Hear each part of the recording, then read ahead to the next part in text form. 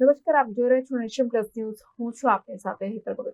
પાવાગઢ નજીક ટીમની ગામમાં સ્કેટિંગની પ્રેક્ટિસ વિદ્યાર્થીઓને કરાવવામાં આવે છે. હાલોલમાં વિદ્યાર્થીઓ માટે સાંજે વીએમ ઇંગ્લિશ મીડિયમ સ્કૂલ કેમ્પસમાં સ્કેટિંગ, ચેસ અને બેડમિન્ટનની એકેડમી પ્રેક્ટિસ કરાવવામાં આવે છે.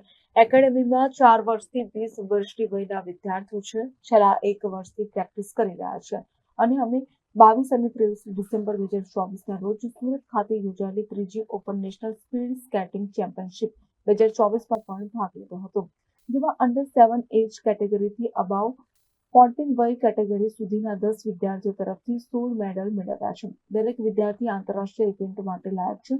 હાલમાં આગામી નેશનલ એન્ડ્યુરન્સ ચેમ્પિયનશિપ માટે પ્રેક્ટિસ કરી રહ્યા છે, જે 7 થી 9 ફેબ્રુઆરી 2025ના રોજ મહારાષ્ટ્રના ખોપોલી ખાતે યોજાશે. અવારનવાર સપ્તાહના અંતે સ્કેટિંગ પ્રેક્ટિસ માટે ધાવા ડુંગરીથી વિરાસત વાંક સુધીના ટીંબી રોડ અને હાઈવે રોડ પર આવતા હશે. અમે અત્યારે હાલ ટીંબી ગામમાં છીએ. અમે સ્કેટિંગ પ્રેક્ટિસ માટે આવ્યા છીએ. અમે બધા ગ્લોબલ ડિસ્કવરી સ્કૂલ હાલોલથી આવ્યા છીએ.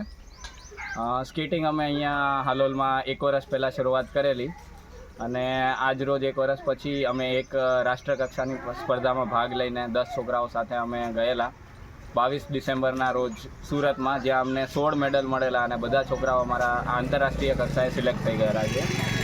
એની વધુ પ્રેક્ટિસ માટે અમે અવારનવાર અહીંયા ટીંબી શાળાના જે મેઇન રોડ પર છે અથવા ધાબા ડુંગરીથી વિરાસત વનનો જે રસ્તો છે ત્યાં અવારનવાર અમે પ્રેક્ટિસ માટે શનિવાર રવિવારે આવીએ છીએ. એ સિવાય અમે પોતાની પ્રાઇવેટ એકેડમી ટ્રુપર્સ એકેડમી ચલાવીએ છીએ વીએમ સ્કૂલમાં સાંજે 5 થી 8ના સમયમાં, જેમાં નાનામાં નાનો અમારી પાસે 4 વર્ષથી લઈને મોટામાં મોટા 10મા 12મા ધોરણ સુધીના છોકરાઓ આવે છે. આખું જ આપણે 7 વર્ષનો જે એક નેશનલ રમેલો છે, 2 મેડલ એમને મળેલા છે. એ સિવાય બધા પ્લેયર છે જે નેશનલમાં મેડાલિસ્ટ છે અને હવે આવનારી અમારી નેશનલ લેવલની સ્પર્ધા માટે અમે પ્રેક્ટિસ કરવા માટે અહીંયા આવીએ છીએ. Kiran Gohil, nation plus news, Panchmahal. સમાચારોના સતત અપડેટ મેળવવા માટે અમારી નેશન પ્લસ ન્યૂઝની યુટ્યુબ ચેનલને સબસ્ક્રાઇબ કરો, બેલ આઇકન દબાવો અને જોડાયેલા રહો ફેસબુક, ઇન્સ્ટાગ્રામ અને ટ્વિટર પર.